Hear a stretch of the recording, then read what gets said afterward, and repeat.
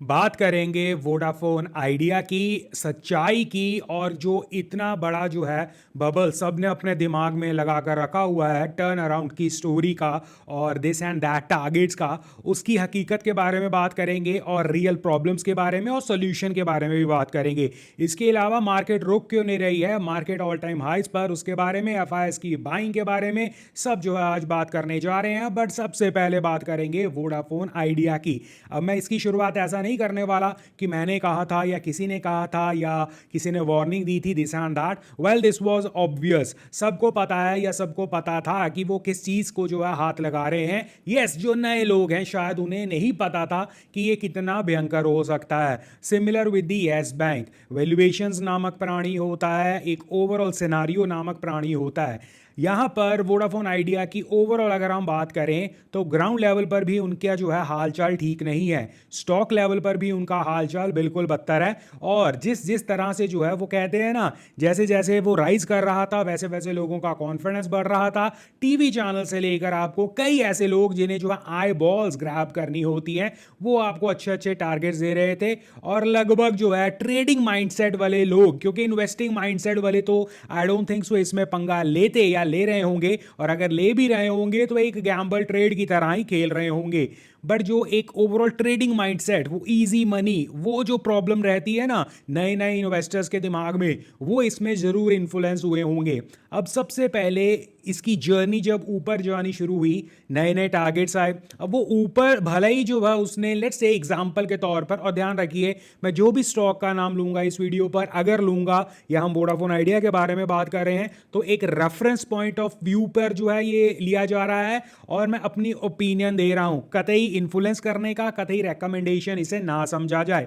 ये मेरी ओपिनियन है, सही गलत वो आप अकॉर्डिंगली जज अपने हिसाब से अपने एडवाइजर से कीजिए। मैं सिर्फ और सिर्फ जो मेरे थॉट्स हैं वो ही बता रहा हूं। अब वोडाफोन आइडिया की लेट्स से एक एग्जांपल जो है 10 11 12 से जब वो राइज करना शुरू हुआ, मैं मानता हूं एक सेंटीमेंट वाइज, मार्केट का सेंटीमेंट वाइज और ओवरऑल कंपनी का सेंटीमेंट वाइज, कभी कहीं से पैसा आ गया, कभी जो है कुछ डाटा यूजर्स या इनके यूजर्स में कुछ इंक्रीज डिक्रीज हो गया, कुछ वहां से कोई खबर आ गई, कोई एक्सपेंशन की खबर आ गई, ये एक पॉजिटिव सेंटीमेंट्स को बढ़ाता है। लेट्स से 10 11 वाली चीज जो है 12 13 14 तक चले जानी है। बट वहां से ज्यादा एक्सेलरेशन तब मिलती है जब टीवी चैनल्स, जो सो कॉल्ड इन्फ्लुएंसर्स, तब जो है 15 का टारगेट जो है 30 45 50 देना शुरू कर देते हैं। छोटे मोटे टारगेट्स को हमने देना सोचना सीखा भी नहीं है, हम बहुत चीजें जो है इग्नोर या निग्लेक्ट कर देते हैं। वो प्रॉब्लम एरियाज क्या है इस कंपनी के ऊपर ओवरऑल, वो भी आगे बात करते हैं। तो जब इस तरह के टारगेट्स मिलते हैं, इजी मनी आपके दिमाग में होता है,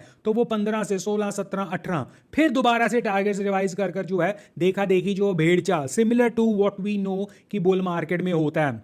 बुल मार्केट में पुश किया जाता है, अनगिनत स्टोरीज आपके दिमाग में आपके सामने आती हैं, जो स्टोरी शायद अगले 10 15 20 साल तक भी जो है प्ले हो या ना हो, या आपकी वैल्यूएशंस पार्ट जो है निगलेक्ट कर दिया जाता है, अगले 10-10 सालों के लिए जो है आप फैक्टर इन करने लग जाते हो खबरों को। सिमिलर इन जैसे स्टॉक्स के साथ होता है और हुआ भी है। और फिर वो पुश जो है जाते जाते एक लेवल तक पहुंच जाता है जब जो है एग्जिट अगर आती है, या कोई गंदी या बुरी खबर आती है, या कोई भी ऐसा इंपैक्ट उस स्टॉक के ऊपर आता है। और यही केस होने वाला है कई ऐसे स्टॉक्स के ऊपर जो मार्केट की डार्लिंग्स रही हैं या मार्केट की डार्लिंग्स बनी हुई हैं। क्यों? क्योंकि उन स्टॉक्स का ऊपर जाने का रीजन केवल और केवल एक गुड न्यूज था, एक पंप था और एक सेंटीमेंट था। और जब वो सेंटीमेंट मेंटेन करने के लिए आपको पैसा चाहिए होता है, अब जरूरी नहीं है वो हर बार पॉसिबल हो, क्योंकि सेलिंग नाम का भी प्राणी होता है। अब सोचिए वो लोग जिन्हें जो है स्टॉक डबल मिल गया, वो लोग जो एंटिसिपेट जो है बुरी खबरों को कर कर बैठे थे, उनमें से एग्जिट होना शुरू हुआ। या जो है एक पंप जो उस स्टॉक को या स्पेसिफिक इस स्टॉक को या किसी भी स्टॉक को मिला, वो पंप जो है वो कंटिन्यूएशन में नहीं लगा, मार्केट के सेंटीमेंट में जो है 19-20 का जो है काम हुआ। तो वहां पर आप पाओगे, क्योंकि उस पुश के साथ जो है उसे गुड न्यूज के साथ या पुश के साथ स्टॉक ऊपर नहीं जा रहा है, सेंटीमेंट वाइज लोग प्रॉफिट बुकिंग कर रहे हैं, और फिर उस वजह से क्योंकि बाइंग इंटरेस्ट जेन्युइन नहीं है, कोई उसके पीछे फंडामेंटल रीजन नहीं है, कोई उसके पीछे एक कंस्ट्रक्टिव रीजन नहीं है, स्टॉक गिरना शुरू होता है। अब वही काम जो नीचे से ऊपर जाने में होता है गुड गुड खबरों के ऊपर, जैसे ही प्राइस जो है नीचे, इस केस में लेट्स एक एग्जांपल, जैसे ही प्राइस जो है 20 22 का जो है 19-18 पर आना शुरू होता है, धीरे धीरे करके ट्रेडर्स के स्टॉप लॉस शुरू होते हैं और वहां से फिर वो एक चेन रिएक्शन रिवर्स ऑर्डर में शुरू हो जाता है। और माइंड यू, क्योंकि इस स्टॉक के ऊपर या किसी भी स्टॉक के ऊपर स्पेसिफिक यहां पर एक बुरी खबर भी आ गई है, तो मे बी जो फंडामेंटल अगर लोगों ने कुछ एंटिसिपेट किया होगा, मे बी उनके भी ट्रिगर हुए होंगे, उनके लिए खबर भी खराब हुई होगी। So that is the reaction जो एक स्टॉक के ऊपर या इस स्पेसिफिक स्टॉक के ऊपर आप लेकर गए हैं। और इस वजह से जो है डेफिनेटली जिन लोगों को तो मतलब अपना पैसा ऐसा है कि हमने बस लगाकर छोड़ दिया है, जो भी बनेगा, वो ये चीज भूल जाते हैं कितने समय में बढ़ेगा। अगर आपका 5 सालों में स्टॉक डबल भी हो जाता है जाकर, अब स्पेसिफिक वोडाफोन आइडिया की अगर मैं एग्जांपल लूं, अगर मैं गलत नहीं हूं 2013-14 से ये 200 से गिरता गिरता स्टॉक जो है यहां तक पहुंचा है और वहां से भी पहुंचते पहुंचते अब 20 रुपए पर पहुंचा है 2024 वाले समय पर लगभग 25 आने को खड़ा हो गया है। तो ये टाइम पीरियड आप जो है निगलेक्ट नहीं कर सकते। सिमिलर यस बैंक के साथ, यस आप अगर उस कैंप में हो कि हमने तो 10 पे लिया था, हमने तो 5 पे लिया था, हमने तो ये लिया था, फिर वो आप जो है बेसिकली एक अलग जो है सोच से सोच रहे हो। बट एक टाइम पीरियड ऑफ इस स्टॉक और उस जर्नी को आप इग्नोर नहीं कर सकते। सिमिलर यहाँ पर अब इस स्टॉक की या इस कंपनी की मेजर जो है दिक्कत मेरे लिए हमेशा क्या है, और ये क्या इस दलदल से बाहर निकलेगी, निकल सकती है, बहुत बड़ी बात है, निकल सकती है। कैसे निकल सकती है वो भी बताता हूं, और क्यों जो है इसका निकलने के बावजूद शेयर होल्डर्स को फायदा पॉसिबली मेरी नजर में नहीं होने वाला। क्यों? क्योंकि इस कंपनी का मेजर जो है 2 इश्यूज हैं। एक तो ग्राउंड लेवल पर इनकी जो है पूरी जो है हवा निकली पड़ी है, लोग जो है नए लोग यहां पर जा नहीं रहे हैं, इन्हें एक्सपेंशन करने के लिए, इन्हें सर्विस प्रोवाइड करने के लिए जरूरत से ज्यादा कुछ करना पड़ेगा, वो इनके बस का नहीं है। तो बेसिकली जो है वो एक ग्राउंड लेवल पर प्रॉब्लम है और लोग छोड़कर जा रहे हैं, लोग इसे रिलायबल नहीं मानते हैं। चलिए वो भी कुछ हद तक ठीक है। दूसरी सबसे बड़ी प्रॉब्लम, जो मेजर प्रॉब्लम है, जो डेफिनेटली जो है कहीं ना कहीं इंपैक्ट हर किस्म से इस कंपनी को करती है, वो है इनका डेट, इनका कर्जा, इतना ज्यादा कर्जा, और ऊपर से कोई भी जो है हल नहीं निकलना। इसका हल केवल और केवल मेरी नजर में निकलेगा कि इस कंपनी में आपको जो है डीलिस्ट करना पड़ेगा। इस कंपनी को आपको जो है बेसिकली जब भी कोई रिवाइवल होगा, ये बेसिकली अगर जो है ये कंपनी जो है लिस्टिंग से हटकर जो है अलग जो है निकाली जाएगी, जिस तरह हमने प्रीवियस कई कंपनियों में देखा है, इस कंपनी को जो है शेयर होल्डर्स को कुछ नहीं मिलने वाला अल्टीमेटली। अगर आप मानकर चलिए राइट ऑफ भी हो जाता है, वैसे शायद हो या ना हो, यू नेवर नो, अगर जो है ये कंपनी जो है बिकनी भी शुरू हो जाती है, कोई भी किसी भी तरह जो है इसका डेट जो है वो वापस ठीक किया जाता है, कोई भी आप जो है तिगड़म इसके ऊपर लगा लो, अल्टीमेटली शेयर होल्डर को जो है नुकसान भुगतना पड़ेगा, क्योंकि शेयर होल्डर को वो इनका राइट नहीं मिलने वाला, क्योंकि कंपनी के पास इतना ज्यादा कर्जा, और उस कर्जे के साथ ये कंपनी बचकर निकल जाए, मेरी नजर में तो ये इम्पॉसिबल है। बाकी यू नेवर नो, इम्पॉसिबल में भी तो आई इम्पॉसिबल लिखा हुआ है ना, तो वो आप कहानी जो है अपने आप को गुडी गुडी सिनारियो में रख सकते हो लेने के लिए। बट मेरी नजर में इस स्टॉक को या इस कंपनी को मार्केट से अपने जो भी इनके इक्विटी वाले हैं उन्हें कहीं ना कहीं खत्म करना होगा, उन्हें नहीं मिलने वाला।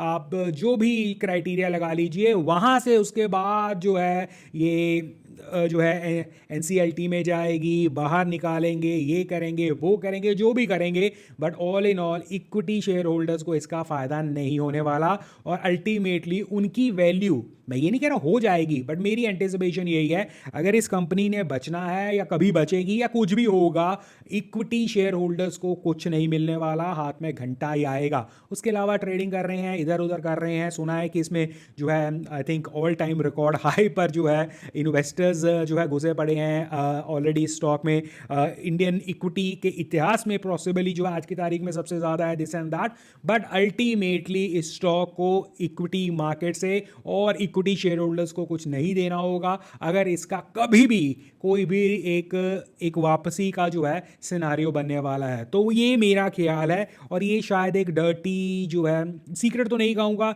एक डर्टी कहानी है इस स्टॉक से रिलेटेड जो मैं एंटिसिपेट कर रहा हूँ। यस, आपको कभी ना कभी हो सकता है कोई आप, क्योंकि ये स्टॉक काफ़ी नीचे आ गया है, कई लोग जो है इसके ऊपर ब्रोकरेज हाउसेस बुलिश होकर कुछ टारगेट देना शुरू कर दें, फिर वही सेंटीमेंट वाइज जो है थोड़ा बहुत ये छलांग मारना शुरू कर दे। बट बेसिक एक मुद्दे वाली पॉइंट हमें दिमाग में ये रखना होगा कि जो कर्जा है ना, वो बहुत भयंकर है। अच्छों का कर्जा जो है वो कहीं ना कहीं नहीं चुका पाया। और यहाँ पर आप भले ही मान रहे हो कि बिरला जी हैं, दिस एंड दैट है, बट बिरला जी को मुझे लगता है ज़्यादा फिक्र अपने जो कैश काउज वाली कंपनी है जहाँ से उनका धंधा बन रहा है, धंधा चल रहा है, उनकी लेनी चाहिए। ऐसा नहीं हो सकता कि एक धंधा डूब रहा है, सिर्फ वो नाम बचाने के लिए जरूर इस कंपनी को जो है बचा कर रखे हुए हैं सो फार, बट वो ये बिल्कुल नहीं चाहेंगे कि एक कंपनी दूसरी कंपनियों को जो है नीचे, एग्जाम्पल के तौर पर अगर वो समुद्र में डूब रही है, वो ऐसा बिल्कुल नहीं चाहेंगे रस्से के साथ उसे रोका जाए और पता लगे उसकी दूसरी कंपनियां भी साथ में जो है प्रॉब्लम होनी शुरू हो जाए। तो I don't think so Birla ji जो है इस तरह जो है बचाएंगे इस कंपनी को। यस, नाम के तौर पर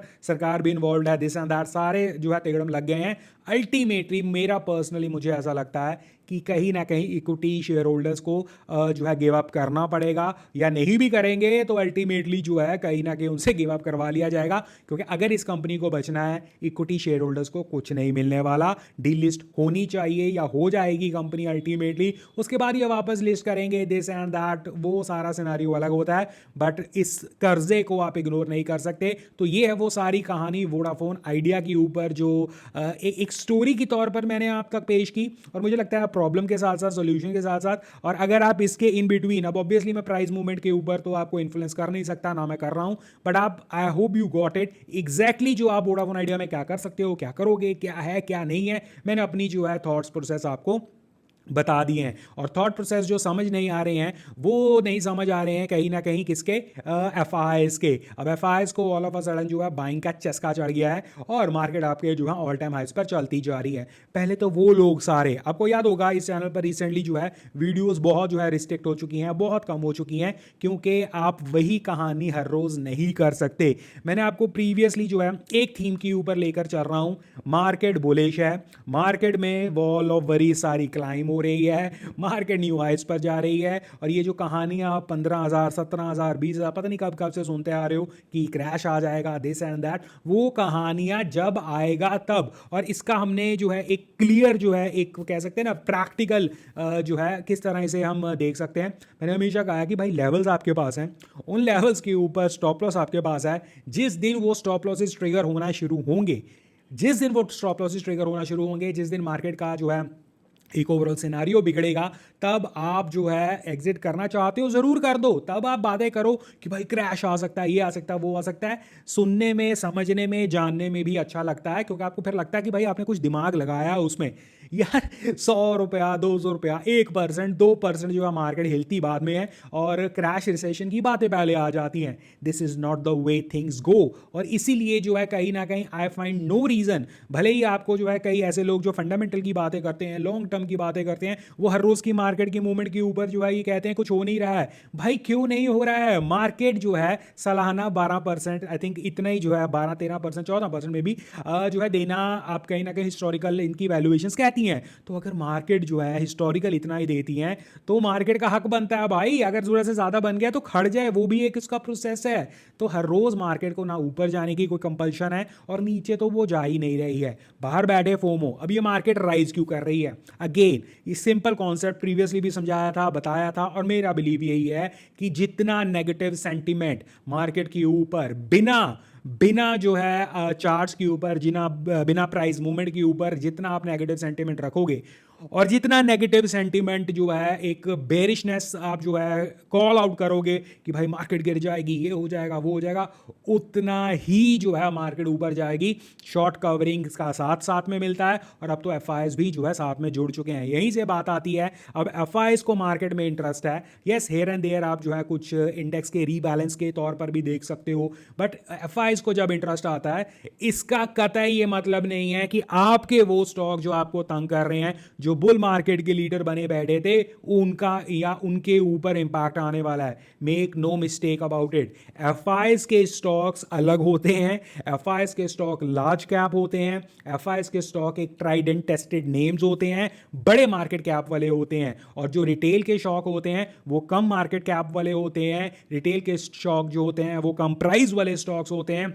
रिटेल के शौक जो हैं वो अलग होते हैं। तो अगर एफआईज इंटरेस्ट पैदा करेंगे, the quality names with genuine valuations जो है वो चेज डाउन होंगे, ना कि दूसरे। So make no mistake about it, जब एफआईज बाय भी करना शुरू करेंगे, आपके वो स्टॉक शायद जो है इंपैक्ट में ना जाएं। आपके वो स्टॉक्स जो ऑलरेडी करेक्शन में आ चुके हैं या गिर रहे हैं या पहले darling of the stock market थे या टीवी चैनल्स के डार्लिंग बने हुए थे, वो शायद इंपैक्ट में ना आए पॉजिटिवली। वो अपनी जर्नी, अपने आप को करेक्ट करने की जर्नी में रह सकते हैं, क्योंकि एफआईएस के स्टॉक्स अलग होते हैं। So make no mistake about it. इसके अलावा आज की वीडियो के लिए इतना ही। नेक्स्ट के लिए जो है आप मुझे नीचे कमेंट सेक्शन में डाल सकते हैं। अगर आपकी कोई क्वेरीज, कोई क्वेश्चंस रहते हैं, आप कुछ कहना चाहते हो, या आप यू वांट कि आई शुड जो है किसी चीज के ऊपर हम बात करें और कोई कॉन्सेप्ट जो है डिस्कस करें, बाकी लाइक शेयर सब्सक्राइब जरूर कर देना। और हमेशा इस चैनल पर एज अ टीम पार्टिसिपेट कीजिए, ऐसा नंबर नहीं। आप एग्री डिसएग्री कर सकते हैं, डिस्क्लेमर के तौर पर सब कुछ एजुकेशन पर्पस करिए, कोई बाइंग से रिकमेंडेशन नहीं है। करना आपने वही है जो आपको सूट करता है।